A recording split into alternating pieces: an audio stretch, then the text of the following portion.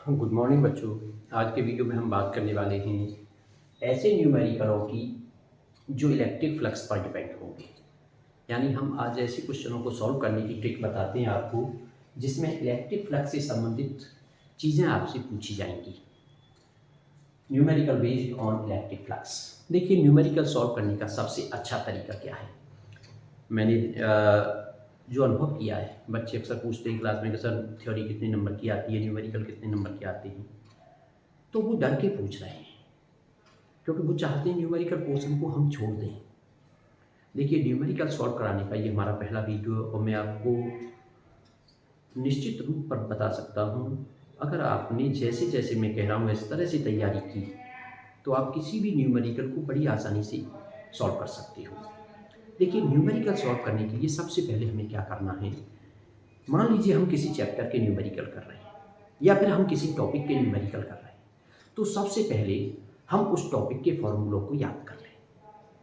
और अगर मान लो याद नहीं कर पा रहे हैं तो उनको एक कागज पे इस तरह से फॉर्मूलों को एक साइड में लिख लें, एक कागज पे हमारे पास लिखे हुए होने चाहिए। दूसरा हमें क्या करना है, अब हम न्यूमेरिकल सॉल्व करना शुरू करेंगे।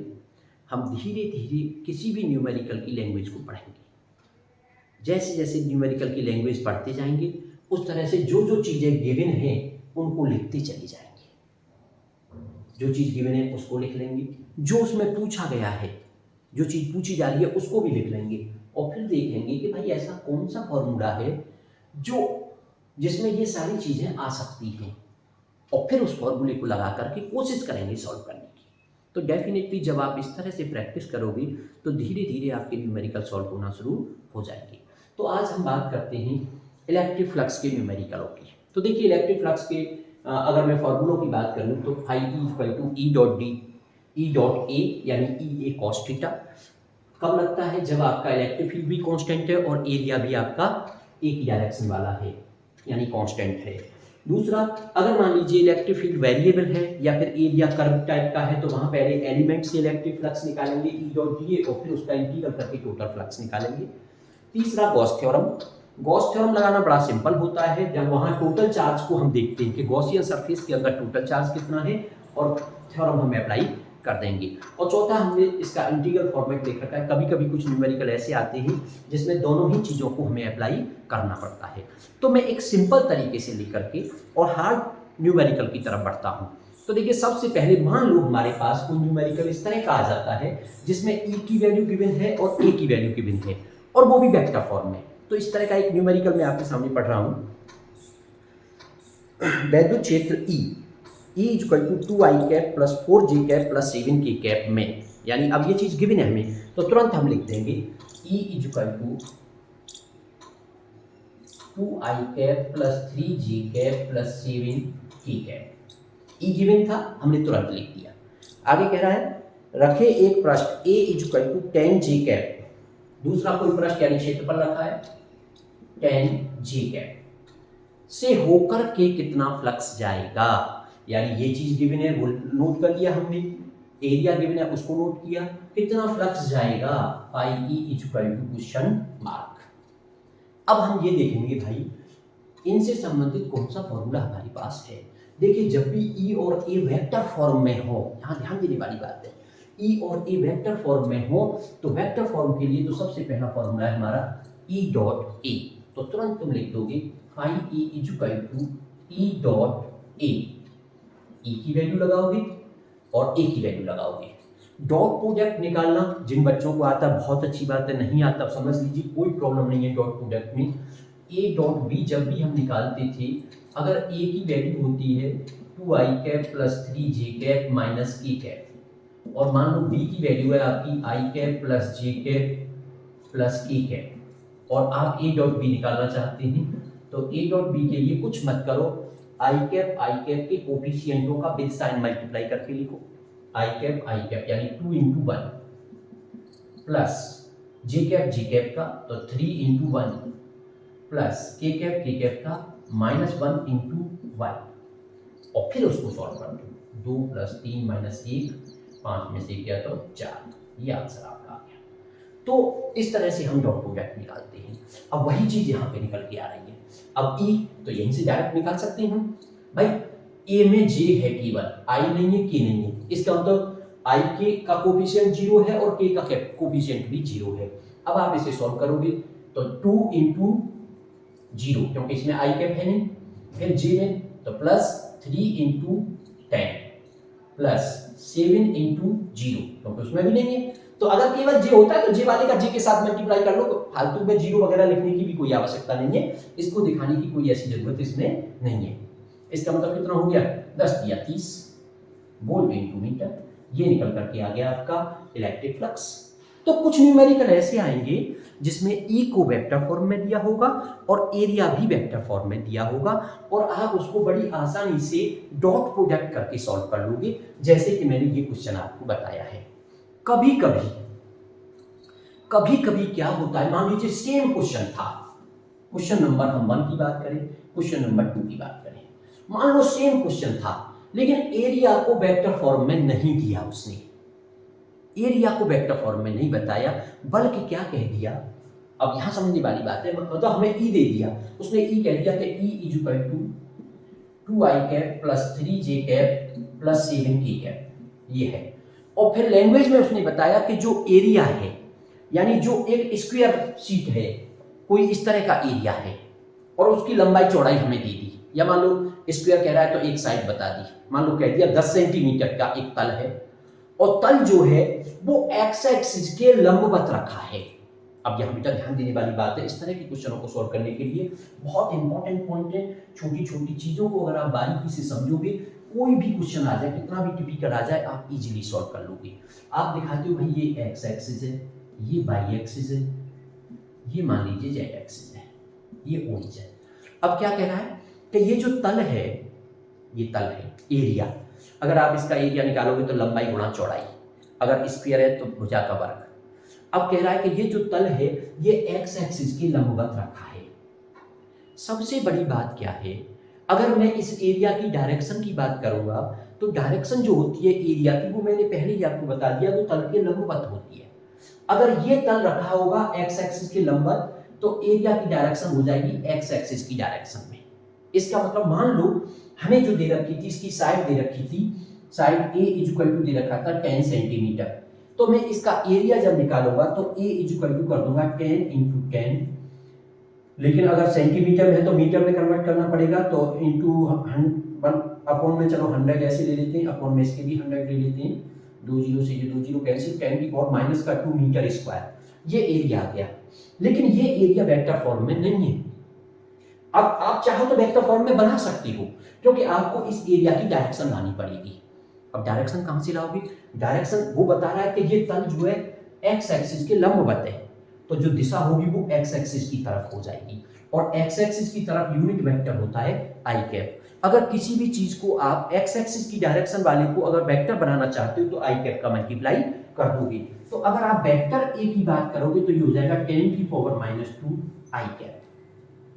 कुल मिला के बात समझ में आएगी ना भाई, एक में तो हमें एरिया को ही वेक्टर फॉर्म में दे रखा था, दूसरे में एरिया को वेक्टर फॉर्म में नहीं दिया, बल्कि उसने बताने की कोशिश की है कि किस तरह से ये एरिया रखा हुआ है। ये ध्यान रखना, जल्दबाजी में ये गलती मत कर देना कि ये कह रहा है कि तल लंबवत है, तो तल लंबवत है तो एरिया जो 90 डिग्री का एंगल नहीं बना रहा है, बल्कि तल लंबवत होने पर तो एरिया चला जाएगा इस डायरेक्शन में, उसके परपेंडिकुलर। तो ये चीज हमें ध्यान रखनी है। तो ये अब वेक्टर ए आ गया, अब आपके पास ई है, इन दोनों को इसी तरह से सॉल्व कर दोगे आप, तो केवल जे कैप वाली का मल्टीप्लाई आई कैप है तो आई कैप वाली का मल्टीप्लाई हो जाएगा, तो फाई ई की वैल्यू सॉल्व होकर के आ जाएगी 2 इंटू 10 की पावर -2 वोल्ट इंटू मीटर, ये सॉल्व होकर के आ जाएगा। तो एक ऐसा क्वेश्चन हो सकता था, एक ऐसा क्वेश्चन हो सकता था। आगे बढ़ते हैं, थोड़ा सा और टिपिकल लेवल पर बढ़ते हैं। देखिए अब दूसरे टाइप के क्वेश्चन क्या आ सकते हैं कि अब वेक्टर फॉर्मेट में नहीं दे रहा, अब क्या दे रहा है, अब ई की वैल्यू दे रहा है। क्वेश्चन 3 जो हमारा होगा उसमें ई गिवन है, मान लो ई कह दिया उसने 100 वोल्ट पर मीटर का कोई विद्युत क्षेत्र है, और उस विद्युत क्षेत्र में, अब ध्यान देना बात को, कि 100 वोल्ट पर मीटर का एक विद्युत क्षेत्र है, और उस विद्युत क्षेत्र में एक तल का मतलब जो हमारा एरिया है उसकी बात कर रहा है। तो 100 वोल्ट पर मीटर के विद्युत क्षेत्र में एक तल 60 डिग्री का एंगल बनाते हुए रखा है। अब मान लीजिए हमने मान लिया कि भाई विद्युत क्षेत्र तो ये था इस डायरेक्शन में, और तल जो है तल एंगल बना रहा है, ये प्लेन है, ये इस तरह से एंगल बना रहा है, ये प्लेन हो गया, ये मान लीजिए प्लेन हो गया, और ये कितने का एंगल बना रहा है, ये 60 डिग्री का एंगल बना रहा है। ये जो एरिया दिया है उसका तल है, प्लेन है ये उसका, ये समझने वाली बात है। यहां पे देखिए यहां दो तरह के क्वेश्चन आते हैं। एक तो सीधे सीधे क्वेश्चन ऐसा होगा जिसमें हमें, क्योंकि ई ए हाई e equal to e a cos theta, तो अब एक ई की वैल्यू हमारे पास होनी चाहिए, ए की वैल्यू होनी चाहिए और थीटा होना चाहिए। वेक्टर फॉर्म में है तो कोई प्रॉब्लम नहीं है एंगल की, लेकिन अगर वेक्टर फॉर्म में नहीं है तो हमें एंगल का पता होना चाहिए। लेकिन ध्यान ये रखना है कि यहाँ पर जो एंगल होता है वो ई और ए के बीच का एंगल है, ई और एरिया के बीच का एंगल है, और तल जो है वो एरिया नहीं है, तल के जो लंबवत डायरेक्शन होती है वो एरिया है। अगर ये है तो इस पे जो 90 डिग्री का एंगल बनाते हुए लाइन होगी ये तल का नॉर्मल होगा, यानी ये एरिया की डायरेक्शन होगी। अब एक बात बताइए, जब तल बना रहा है 60 डिग्री का एंगल तो इसके ई के साथ ए का एंगल कितना हो जाएगा, 30 डिग्री, यानी आप उसको 90 में से माइनस करके लिखोगे। तो ये चीज आपको ध्यान रखनी है। अब एरिया में भी कह रहा था वो 10 सेंटीमीटर की है, तो एरिया ए निकाल दोगे आप लंबाई गुणा चौड़ाई करके। जैसे 10 सेंटीमीटर का आपने यहाँ निकाला, कितना आया था 10⁻⁻² मीटर स्क्वायर, और एंगल आपका कितना हो गया, थीटा इक्वल टू 30 डिग्री। अब फाई ई निकालोगे तो phi E equal to e a cos theta, e की वैल्यू हो गई 100, ए की वैल्यू 10⁻² कॉस 30 डिग्री लगा करके, और अब आप इसको सॉल्व कर दोगे। तो आपको इन चीजों को समझना है कि छोटे छोटे क्वेश्चन आएंगे, हम उनको कैसे सॉल्व करते चले जाएंगे। तो एक वेक्टर फॉर्म में आ सकता है, कभी ऐसा हो सकता है कि एरिया को वेक्टर फॉर्म में हमें लेकर के आना पड़े, और कभी ऐसा भी हो सकता है कि हमें उनके बीच का एंगल निकालना पड़े। विशेष ध्यान बस यही रखना है, क्योंकि ये चीज़ बहुत इंपॉर्टेंट इसलिए है क्योंकि इसी तरह का क्वेश्चन मैग्नेटिज्म में आने वाले हैं। तो तल अगर एंगल बनाता है 60 का तो एरिया एंगल बनाएगा 30 डिग्री का, यानी आप उसको 90 में से माइनस करके रख दोगे। अगर तल कह रहा है कि परपेंडिकुलर है तो 90 - 90 यानी 0 डिग्री का एंगल फिर होगा। इस तरह का अगर क्वेश्चन आ जाए तो विशेष ध्यान आपको इस बात पे रखना है। तो कुछ क्वेश्चन इस तरह के आपको उसमें मिल सकते हैं। आगे बात करते हैं, अगले जो क्वेश्चन आएंगे ये इलेक्ट्रिक फील्ड वाले क्वेश्चन हो गए। इलेक्ट्रिक फील्ड और यानी एक तरह से इलेक्ट्रिक फ्लक्स की जो डेफिनेशन वाले क्वेश्चन है, ये इस तरह के क्वेश्चन हो गए। अब हम कुछ बात करते हैं, अब की बार मान लो हमारे पास जो क्वेश्चन आ रहे हैं वो गॉस थ्योरम वाले आ रहे हैं। तो गॉस थ्योरम वाले क्वेश्चन बहुत आसान होते हैं। गॉस थ्योरम वाले में क्या होता है, हमें चार्ज गिवन होता है। भाई कोई भी वो कहेगा कि एक क्यूबॉइड है, मान लीजिए उसने कहा कि 10 सेंटीमीटर का एक क्यूब है, ये 10 सेंटीमीटर का एक क्यूब रखा हुआ है, ये नेक्स्ट क्वेश्चन की मैं बात कर रहा हूं, और उसके अंदर एक चार्ज रखा हुआ है क्यू। तो बताइए उससे टोटल फ्लक्स कितना जाएगा। यानी आप ये देखोगे कि वहां पर जो शेप दी है वो क्लोज्ड है और उसके अंदर टोटल चार्ज कितना है। तो केवल सिंपल सी गॉस थ्योरम लगानी है, तो simple phi E equal to कर दोगे क्यू अपॉन एप्सिलॉन नॉट। और कल के वीडियो में मैंने अगर ये चार्ज कहीं इधर उधर रखा होता है तो उसको कैसे सॉल्व करते हैं, बहुत सारी आपको टेक्निक्स और बहुत सारे केसेस उसमें बता दिए हैं, वो आप समझ सकते हो। तो क्यू की वैल्यू हमें गिवन होगी, क्यू लगा देंगे, एप्सिलॉन की वैल्यू गिवन होगी, उसको लगा देंगे। अदरवाइज क्यू की न्यूमेरिकल वैल्यू नहीं है, क्यू ही कह रहा है, तो सिंपल ऐसे ही उसको आप छोड़ दोगे। लेकिन कुल मिलाकर के इस तरह से आप ध्यान देंगे। एक क्वेश्चन और इसी तरह से अगर ऐसे क्वेश्चन भी आ सकते हैं। देखिए एक बार एक क्वेश्चन पूछा गया था इस तरह का, मैं आपको बताता हूं। एक स्क्वायर शीट दे रखी थी, 10 सेंटीमीटर की एक स्क्वायर शीट है, और उसके सेंटर से 5 सेंटीमीटर की हाइट पर एक चार्ज रखा हुआ है क्यू। ऐसे करके क्वेश्चन था, समझना क्वेश्चन को क्या है। एक 10 सेंटीमीटर की स्क्वायर शीट है, ऐसे करके ये कोई स्क्वायर शीट है 10 सेंटीमीटर की, और इसके सेंटर से 5 सेंटीमीटर की ऊंचाई पे एक चार्ज रखा है। और अब वो पूछ रहा था find out the flux passing through this sheet, इस एरिया से होकर के कितना फ्लक्स जाएगा। तो जब भी ऐसा क्वेश्चन आए जिसमें एक प्लेन दे रखा है और चार्ज को रखने की बात कर रहा है कहीं पर, तो आप एक गॉसियन सरफेस बनाने की कोशिश करो। और गॉसियन सरफेस ऐसा होना चाहिए कि ये जो चार्ज है वो उसके सेंटर पे आ जाए, यानी सिमेट्रिक टू द चार्ज हो जाए। तो अब हम क्या करेंगे, यहाँ देखो ध्यान दीजिए, ये साइड 10 सेंटीमीटर है और ये सेंटर से 5 सेंटीमीटर है। तो हम मान लेंगे कि यहाँ पर एक क्या है, ये क्यूब टाइप का हम एक गॉसियन सरफेस चूज कर लेंगे, और ये वाला सरफेस जो है वो ये वाला सरफेस है, और इसके सेंटर से 5 सेंटीमीटर यानी इसके मिड पॉइंट पे आ गया हमारा क्यूब चार्ज। बात समझ गए कि नहीं। यानी ऐसे क्वेश्चन में आपको क्या होगा, आप एक ऐसा गॉसियन सरफेस चूज करोगे, ये जो पृष्ठ दे रखा है वो उस गॉसियन पृष्ठ का एक पृष्ठ बन जाए, गॉसियन सरफेस का एक पृष्ठ बन जाए, और वो अब पृष्ठ बन गया ये वाला। अब ये बन गया क्यूब। अगर मैं बात करूं गॉस थ्योरम की, तो इस पूरे क्यूब से, इस घन से जाने वाला फ्लक्स, तो flux passing through the cube, तो क्यूब से जाने वाला कितना हो जाएगा, चार्ज क्यूब रखा है, तो ये हो जाएगा क्यू अपॉन एप्सिलॉन नॉट। लेकिन हमें तो केवल एक एरिया से चाहिए, तो अब हम देखेंगे ऐसे कितने एरिया हैं घन में, और घन के कितने फलक होते हैं भाई, 6 फलक होते हैं। तो पूरे क्यूब से तो इतना जा रहा है, तो इस एक फलक से कितना जाएगा, तो डिवाइड बाई 6, तो cube upon 6 epsilon not. Q की वैल्यू गिवन है तो वैल्यू लगा देंगे, एप्सिलॉन नॉट की वैल्यू लगा देंगे और क्वेश्चन को सॉल्व कर लेंगे।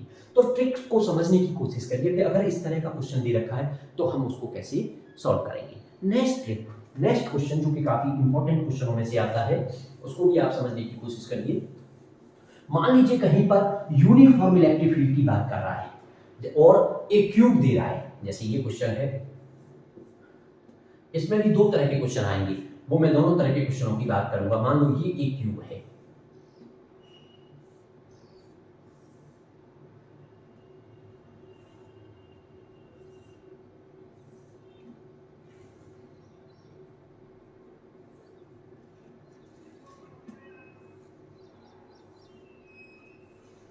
ये एक्स एक्सिस है, ये वाई एक्सिस है और ये जेड एक्सिस है, और यहां पर वो कह रहा है कि जो इलेक्ट्रिक फील्ड है वो in the direction of x axis, या मान लो वैल्यूज दे दी, जैसे एक क्वेश्चन दिया भी है, मैं उसी की बात करता हूं। तो यहां पर क्या किया है, इलेक्ट्रिक फील्ड की जो वैल्यू है वो दी नहीं है, लेकिन उसने उसको डायरेक्शन दे दी है कि electric field is in the direction of x axis.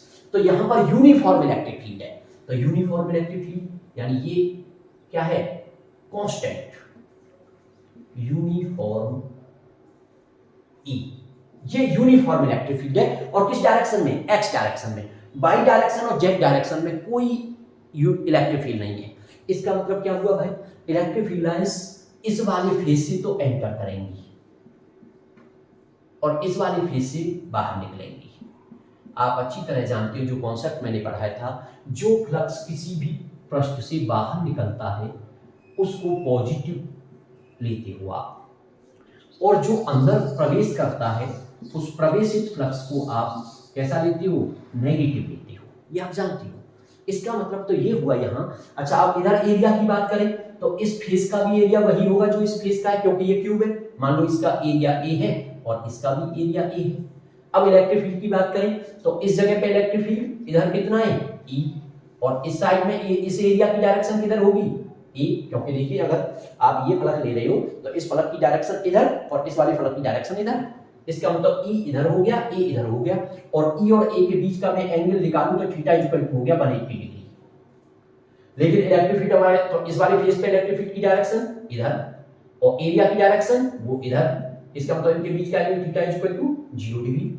तो अगर आप इस फेस पे फ्लक्स निकालोगे तो इस फेस पे फ्लक्स हो जाएगा फाई, मैं लेफ्ट साइड की बात कर रहा हूं, ये राइट साइड की बात कर रहा हूं, तो फाई एल हो जाएगा आपका ई ए cos 180 डिग्री, यानी माइनस का ई ए, अपने आप आ गया cos 180 की वैल्यू -1, तो माइनस का ई ए, यानी यहां जो फ्लक्स है वो एंटर कर रहा है, इसलिए नेगेटिव फ्लक्स आ गया, प्रवेशित फ्लक्स हो गया। दूसरा, राइट साइड पे फ्लक्स निकालोगे तो फाई आर, तो ई ए cos 0 डिग्री, तो प्लस का ई ए, और टोटल फ्लक्स के लिए दोनों को जोड़ दोगे और दोनों को जोड़ेंगे तो ई ए और वो माइनस का ई ए इज इक्वल टू 0। तो इस तरह से अगर कभी दे रहा है कि यूनिफॉर्म इलेक्ट्रिक फील्ड है और यूनिफॉर्म इलेक्ट्रिक फील्ड में आपसे फ्लक्स निकालने की बात कर रहा है वो, तो फिर इस तरह की शेप लेकर के तो वो फ्लक्स क्या हो जाएगा, 0। और वैसे भी क्या कह सकते हो आप, क्योंकि जितनी फील्ड लाइन इसमें एंटर करेंगी इस वाले फेस से उतनी बाहर निकल जाएंगी, तो अंदर प्रवेश करने वाला फ्लक्स कैसा हो जाएगा, नेगेटिव, और बाहर निकलने वाला पॉजिटिव, 0। यहीं पर तुमसे दूसरा क्वेश्चन पूछ सकता है, फ्लक्स पूछ लिया, इसमें फिर दूसरा और पूछता है चार्ज बताइए। तो चार्ज निकालने के लिए हमारे पास phi E is equal to Q upon epsilon naught, तो क्यू इज इक्वल टू लगा दोगे phi E into epsilon naught. Phi E की वैल्यू क्या आई है, 0 इनटू एप्सिलॉन नॉट, तो उसके अंदर चार्ज भी कितना आ जाएगा, 0। तो ये क्वेश्चन काफी इंपॉर्टेंट है और इससे भी ज्यादा ये इंपॉर्टेंट तब हो जाता है जब ये यूनिफॉर्म न हो कि बल्कि वो वेरिएबल हो जाए। ऐसा एक क्वेश्चन मैं लेकर के चलता हूँ, इंपॉर्टेंट भी है और एक स्टूडेंट ने मुझसे पूछा भी है, तो मैंने उससे वीडियो का इंतजार करने के लिए कहा था। और ये जो मैं बताने जा रहा हूँ वो क्वेश्चन वो एनसीईआरटी का एक सॉल्व एग्जाम्पल भी है, तो थोड़ा सा ध्यान दीजिए बेटा उसका और उसे समझने की कोशिश करिए।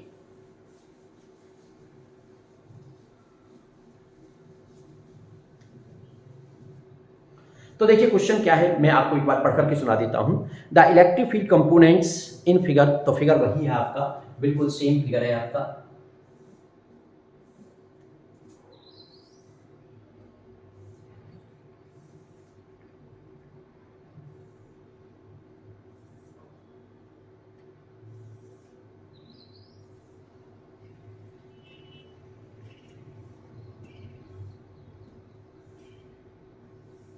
ये एक्स एक्सिस है, ये आपका वाई एक्सिस और इसको मान लिया जेड एक्सिस।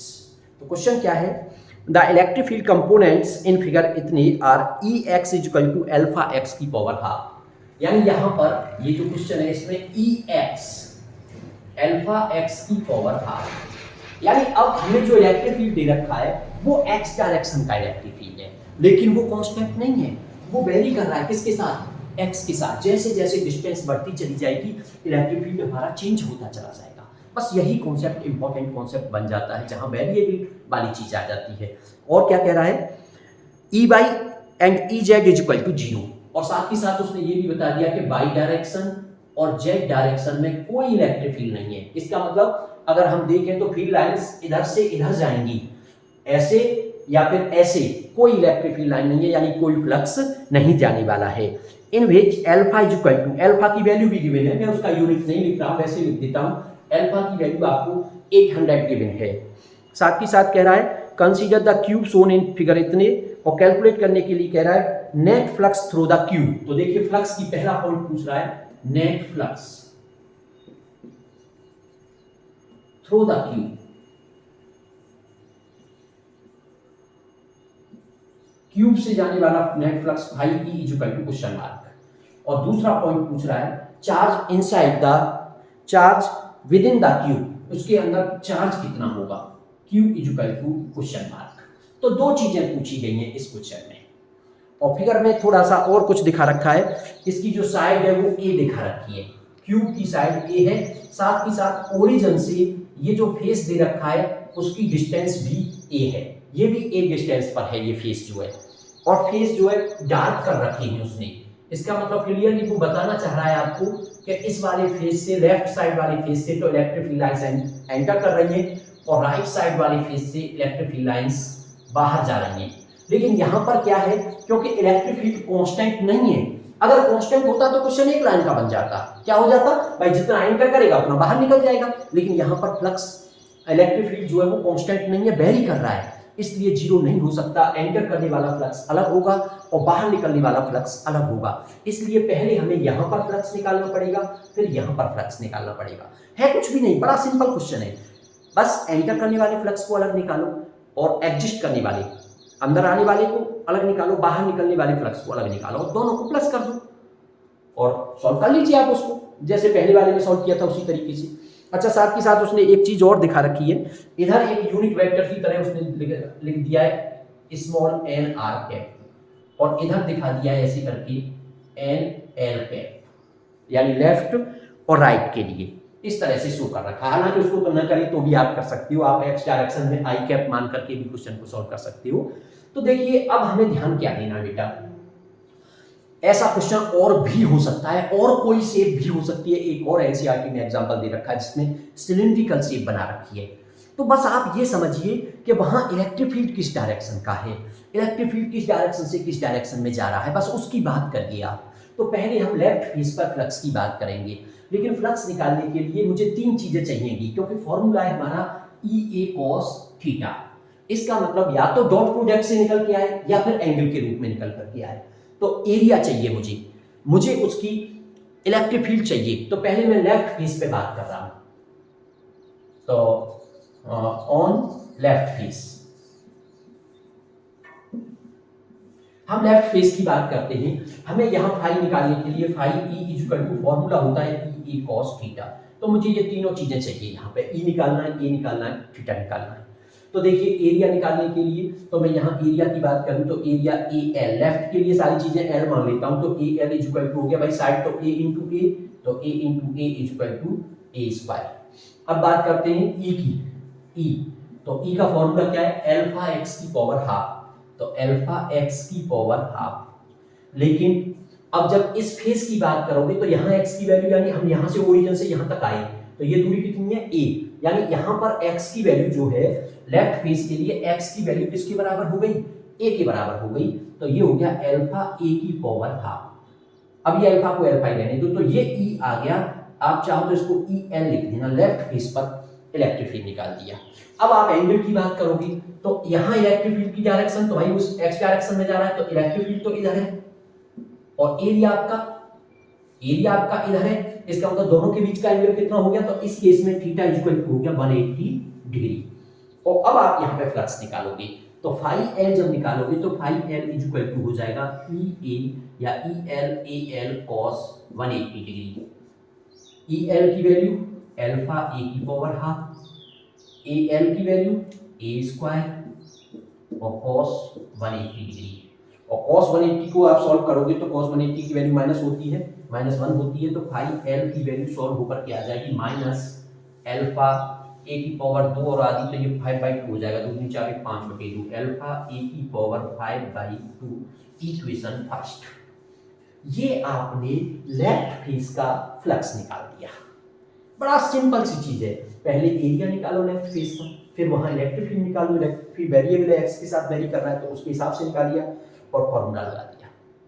अब राइट फेस की बात करते हैं, ऑन राइट फेस। अब आप इस फेस की बात कर रहे हो, इस फेस का एरिया की बात करूं तो ए आर बिल्कुल सेम, क्योंकि ए इंटू ए तो क्या हो जाएगा, ए स्क्वायर हो जाएगा, कोई चेंज नहीं है। अब बात करूं मैं ई की, तो ई आर जो आएगा, ई आर क्या है फॉर्मूला भाई, अल्फा एक्स की पावर। अब इस यहां वाले फेस पे तो एक्स की पावर ए के बराबर थी, लेकिन जब इस फेस पे आओगे तो एक्स की वैल्यू यहां से यहां तक ए और यहां से फिर यहां तक ए, तो ये हो जाएगी 2a। इसका मतलब अल्फा और 2a की पावर अब हाफ हो जाएगा। ये थोड़ा सा चेंज हो गया, बस इस चीज को ही तुम्हें समझना था।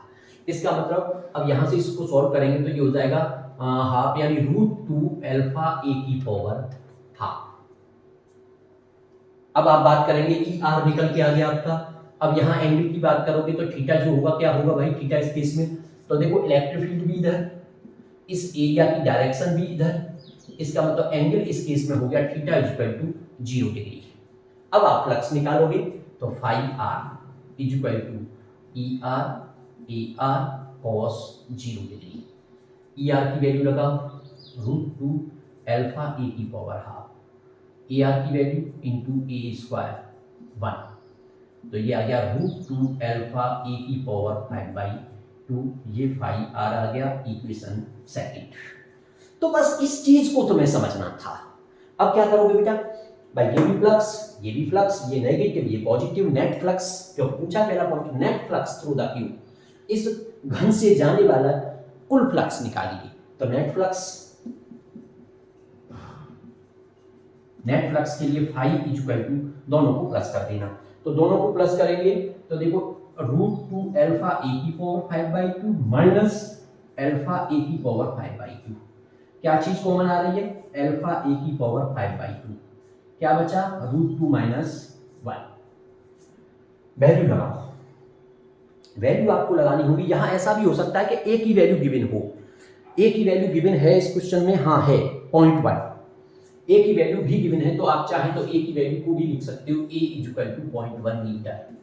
तो अब आप वैल्यू पुट करोगे तो देखिए अल्फा की वैल्यू कितनी है 800, तो अल्फा की जगह पे 800, ए की वैल्यू 0.1, तो ये होगा आपका 0.1 की पावर 5/2, और √2 - 1, √2 की वैल्यू होती है 1.414 - 1। आप इसको सॉल्व कर लेंगे, ये 800 इंटू इसमें से इसे माइनस करोगे तो 0.414 मल्टीप्लाई बाई 0.1 की पावर 5/2।